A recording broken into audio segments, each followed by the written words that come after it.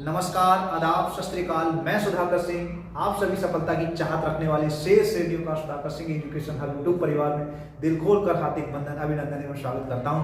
मैं एक बात बोलना चाहूंगा, आन देश की शान देश की हम संतान हैं। आन देश की शान देश की हम संतान हैं। तीन रंगों से रंगा तिरंगा, तीन रंगों से रंगा तिरंगा, अपनी यही पहचान है, अपनी यही पहचान है।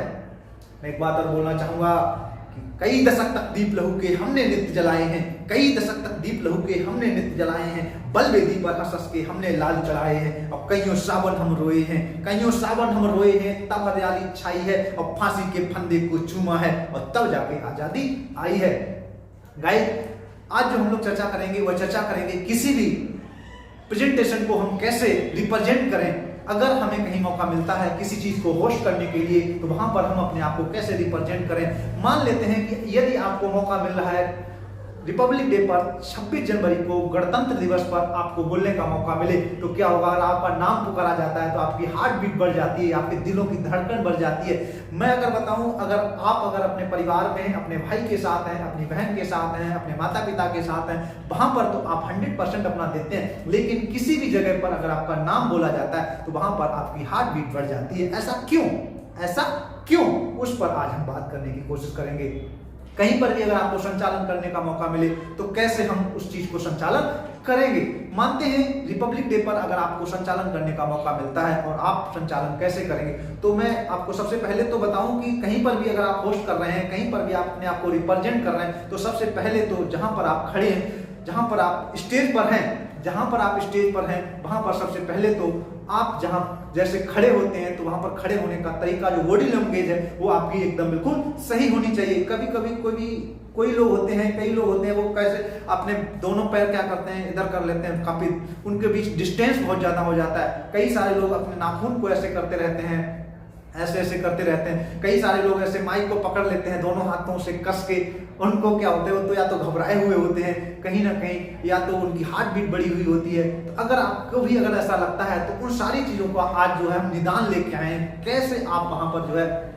और कई सारे लोग आपने देखा होगा ऐसे चलते ही रहते होंगे, आए होंगे स्टेज पर और यूं ही चलते रहेंगे। तो उन सारी चीजों को कैसे हम फेस करेंगे, कैसे उनसे हम निजात पाएंगे, आइए उस पर आज हम बात करने की कोशिश करेंगे। तो हमें क्या करना है, सबसे पहले तो जो हमारी बॉडी लैंग्वेज है वो सही होनी चाहिए। जो डिस्टेंस है वो ज्यादा नहीं होना चाहिए, बिल्कुल सही होना चाहिए। माइक पकड़ने का तरीका क्या होता है कि हमें कुछ सम फिंगर्स हमें यूज करने चाहिए, कुछ उंगलियों का मुझे यूज करना चाहिए, ना कि मुझे कस के ऐसे पकड़ना चाहिए। ये गलत तरीका है, आप ऐसे माइक को नहीं पकड़ सकते हैं।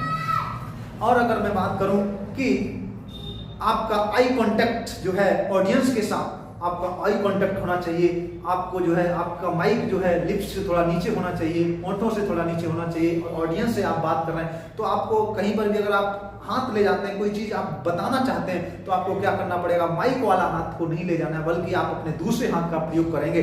अगर आप इस हाथ का प्रयोग करना चाहते हैं तो माइक इस हाथ में लेना पड़ेगा, और उसके बाद आपको ऐसे इस हाथ को जो है आपको दिखाना पड़ेगा। कई सारे लोग तो ऐसे माइक कर लेते हैं, तो ये भी जो है तरीका सही नहीं है। आपको क्या करना है, सही तरीके से, सही सिचुएशन में, सही ढंग से अपने आप को रिप्रेजेंट करना होता है। मानते हैं कि अगर आपने रिपब्लिक डे पर अगर आप अपने आप को रिप्रेजेंट करना चाहते हैं, वहां पर अपने आप को साबित करना चाहते हैं, तो सबसे पहले तो आप एक ऐसी बात बोलिए जिससे आप ऑडियंस के मन में जगह बना सकें। क्या कर सकें? ऑडियंस के मन में जगह बनाने के लिए आपको कुछ ऐसा बोलना पड़ेगा। मैं अगर बात करूं, क्या अगर आप बोल सकते हैं, जैसे मैं अगर ऑडियंस के मन में बात बनाना चाहता हूं तो मैं बात करूंगा कि हम अपनी जान के दुश्मन को अपनी जान कहते हैं, हम अपनी जान के दुश्मन को अपनी जान कहते हैं। मोहब्बत की इसी मिट्टी को हिंदुस्तान कहते हैं, मोहब्बत की इसी मिट्टी को हिंदुस्तान कहते हैं। उसके बाद मुझे जो है अभिवादन व्यक्त करना पड़ेगा, जिसने इस फंक्शन को ऑर्गेनाइज किया है उसका मुझे आभार प्रकट करना पड़ेगा। उसके बाद आए हुए मुख्य अतिथि का मुझे जो है अभिवादन करना पड़ेगा। उसके बाद हमें जो हमारे बीच में ऑडियंस है उनका मुझे अभिवादन व्यक्त करना पड़ेगा। तो ऐसे करके मैं इन सारी चीजों को बताऊं। मान लो अगर आप रिपब्लिक डे पर सबसे पहले क्या करते हैं, होस्ट कर रहे हैं रिपब्लिक डे पर, कहीं पर भी आप होस्ट कर रहे हैं, मानते हैं कि अगर आपका ही विद्यालय है और वहां पर आप होस्ट कर रहे हैं और अपने विद्यालय में, तो सबसे पहले गणतंत्र दिवस पर हम क्या करेंगे, गणतंत्र दिवस के शुभ अवसर पर हम कौन सा गणतंत्र दिवस मना रहे हैं उसके बारे में मुझे बताना पड़ेगा।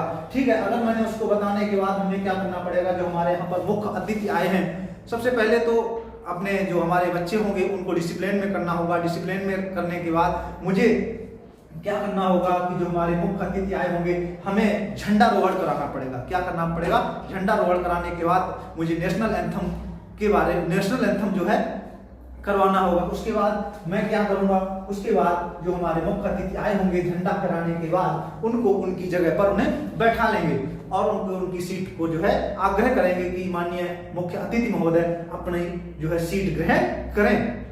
उसके बाद बारी बारी से सरस्वती वंदना होगी। उसके बाद जो हमारी स्क्रिप्ट तैयार की गई है उस स्क्रिप्ट के हिसाब से मुझे क्या करना पड़ेगा, बोलना पड़ेगा। जो स्क्रिप्ट दी है, हमारे नन्हे मुन्ने जो बच्चे होंगे उनका कार्यक्रम होगा। ठीक है, सबसे पहले तो स्क्रिप्ट जो रहेगी, सबसे पहले वंदना होनी चाहिए। क्या होनी चाहिए, सरस्वती वंदना होती है। सरस्वती वंदना हमें करनी है। सरस्वती वंदना के बाद जो भी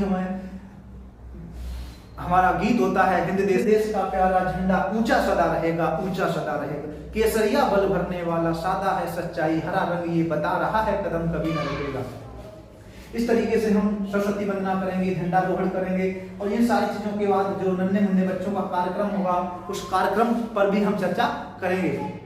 तो मैंने आपको बताया कि कैसे आप जो है अपने आप को होस्ट करेंगे, वहां पर रिप्रेजेंट करेंगे, होस्टिंग करेंगे। तो सबसे पहले अपने आप को सही ढंग से वहां पर जो है रिप्रेजेंट कर पाएंगे। अगर आपने ये सारी चीजों करने के बाद आपको क्या करना है कि जिसने प्रोग्राम को लास्ट में अपनी बात को जब आप खत्म करने के बाद जिसने जो है फंक्शन को ऑर्गेनाइज किया उसका धन्यवाद करेंगे और उसके बाद जो है ऑडियंस का धन्यवाद करेंगे। इन सारी बातों को मैंने आज आपको बताया कि कैसे अपने आप को रिप्रेजेंट करेंगे।